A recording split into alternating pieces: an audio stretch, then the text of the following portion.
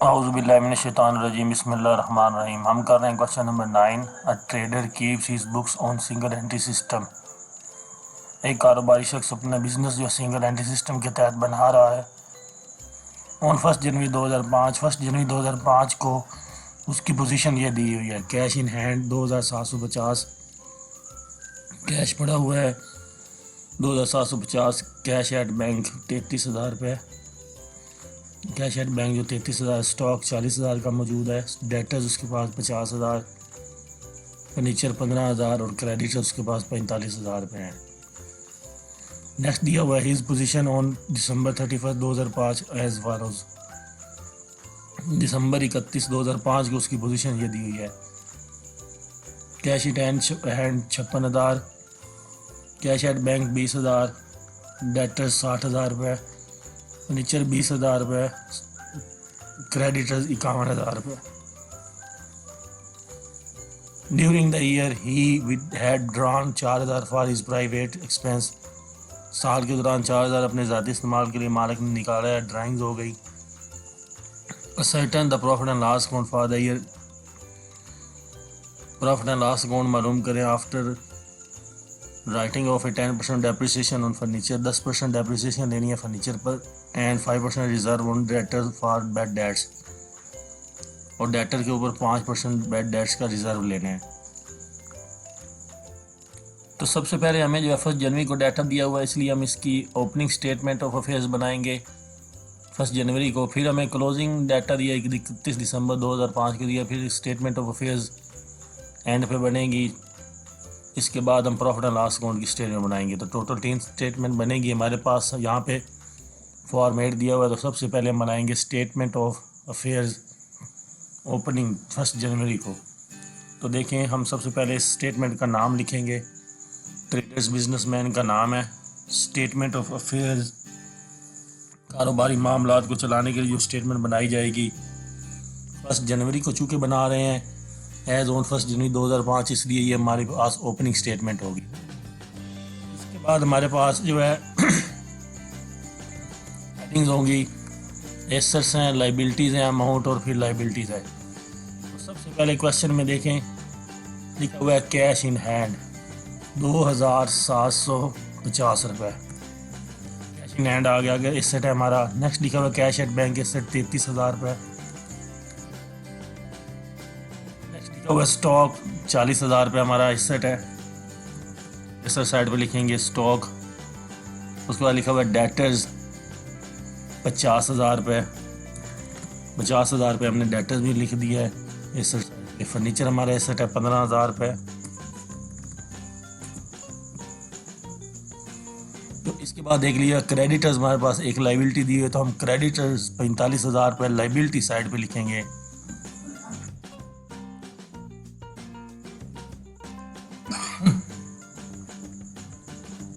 अब हमारे पास जो है ये स्टेटमेंट ओपनिंग मटेरियल जो है 1 जनवरी है, उसका डाटा हमने इसके अंदर लिख दिया। तो हम क्या करेंगे, इससे तमाम जमा करेंगे और हमारे पास बनेंगे 1,40,750। इनमें से एक लाइबिलिटी क्रेडिटर्स 45,000 माइनस करने से हमारे पास जो बैलेंस बचेगा वो बचेगा 95,750 रुपये। और इसको हम कहेंगे ये ओपनिंग कैपिटल है, बैलेंसिंग फिगर।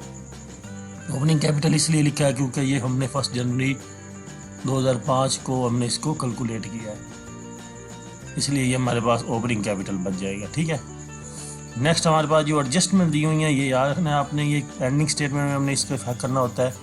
तो आइए देखते हैं हम एंडिंग स्टेटमेंट ऑफ अफेयर्स कैसे बनाएंगे। सबसे पहले हम बिजनेसमैन का नाम लिखेंगे ट्रेडर्स। उसके बाद लिखेंगे स्टेटमेंट ऑफ अफेयर्स। इस डेट को बना रहे हैं हम, चूँकि अभी 31 दिसंबर को एंडिंग बना रहे हैं, इसलिए हम लिखेंगे एज ऑन 31 दिसंबर 2005। और हमारे पास जो हेड्स आएंगे वो हमारे पास आएंगे एसेट्स, अमाउंट, लाइबिलिटीज़ और अमाउंट। ठीक है। तो यहाँ पे लिखा हुआ क्वेश्चन में his position on 31 December 2005 as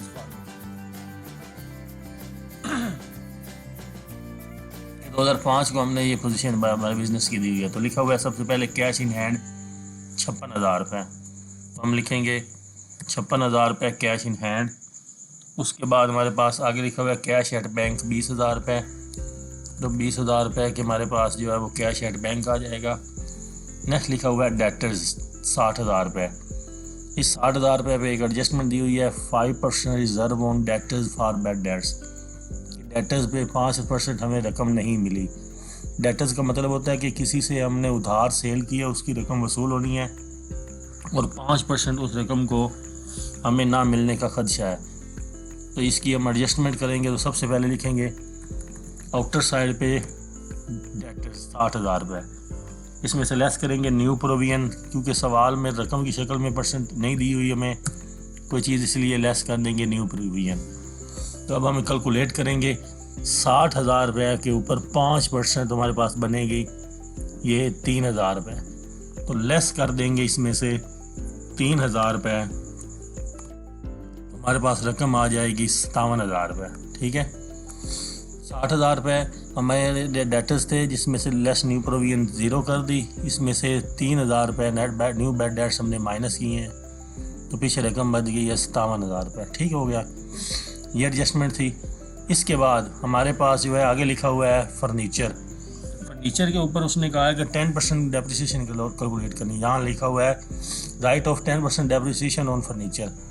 तो फर्नीचर की वैल्यू हमारे पास दी हुई है 22,000 रुपये। तो हम लिखेंगे 22,000 रुपये फर्नीचर, और इस 22,000 रुपये पर फर्नीचर कैलकुलेट किया हुआ है 22,000 ज़रब 10%, हमारे पास रकम बनती है 2,200 रुपये। तो लेस डेप्रिसिएशन हो जाएगी 2,200 रुपये। जैसे ही मैं इसको लेस करूँगा तो हमारे पास 22,000 में से 2,200 माइनस होकर रकम बचेगी 19,800 रुपये।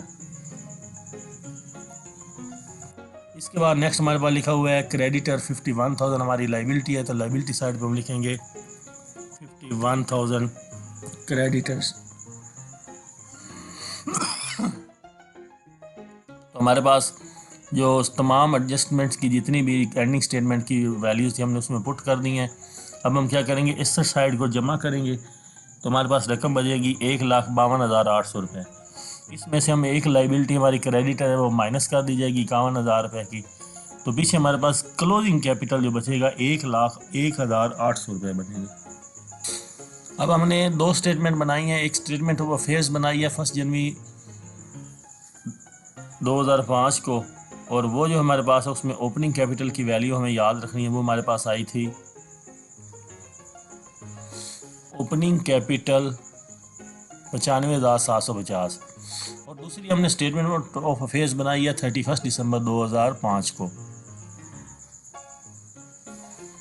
और इस स्टेटमेंट के अंदर लिखा हुआ है क्लोजिंग कैपिटल आपके पास जो है वो 1,01,800 रुपये बनेगी। तो दोनों कैपिटल्स को लेकर हम नेक्स्ट बनाएंगे statement of profit and loss account. तो आइए देखते हैं कैसे बनती है। सबसे पहले लिखेंगे ट्रेडर्स बिजनेसमैन का नाम, जो स्टेटमेंट बना रहे हैं उसका नाम है statement of profit and loss account for the year ended 31 December 2005। तो ये स्टेटमेंट बन रही है और ये हमारे पास हेडिंग्स इस दफ़ा आएंगी डिटेल्स और अमाउंट। तो सबसे पहले हम लिखेंगे इसके अंदर एंडिंग कैपिटल। तो एंडिंग कैपिटल की जो रकम है जो भी हमने कैलकुलेट की है आपको देखी है वो ये दी हुई है। क्लोजिंग कैपिटल हमारे पास जो हमने 31 दिसंबर 2005 को बनाया वो है 1,01,800 रुपये। तो ये हम सबसे पहले लिखेंगे statement of affairs profit and loss account में। तो लिखेंगे 1,01,800 रुपये आपका एंडिंग कैपिटल है। इसके अंदर ड्राइंग्स जो हैं वो हम जमा करेंगे। तो यहाँ पे लिखा हुआ है during the year he had drawn 4,000 rupees for his private expense. तो 4,000 रुपये ड्राइंग्स का आप इसके अंदर जमा कर देंगे तो रकम बन जाएगी 1,05,800 रुपये।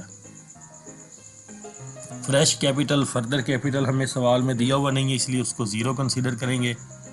तो लिखा जाएगा 1,05,800 रुपये। और ओपनिंग कैपिटल जो अभी हमने मालूम किया था सबसे पहले स्टेटमेंट ऑफ अफेयर्स 1 जनवरी 2005 को, उसकी रकम इसमें से लेस कर देंगे। तो देखिए वो ये दी हुई है हमें। तो यहाँ पे लिखा हुआ है कि ओपनिंग कैपिटल आपके पास जो दी हुई है वो है 95,750। ये हम यहाँ से माइनस करेंगे, लिखेंगे 95,750। जैसे मैं लेस करूँगा 1,05,800 में से 95,750 तो जवाब आएगा 10,050। क्योंकि सवाल में हमारे पास लेस इंटरेस्ट ऑन कैपिटल नहीं दिया हुआ इसलिए उसको ज़ीरो कंसीडर करेंगे तो हमारे फर्स्ट ईयर प्रॉफिट आएगा 10,050 रुपये नेट प्रॉफिट इस बिजनेस में हो जाएगा। उम्मीद करता हूँ इस सवाल की आपको समझ आई होगी। जल्दी आपसे नेक्स्ट सवाल मुलाकात होगी।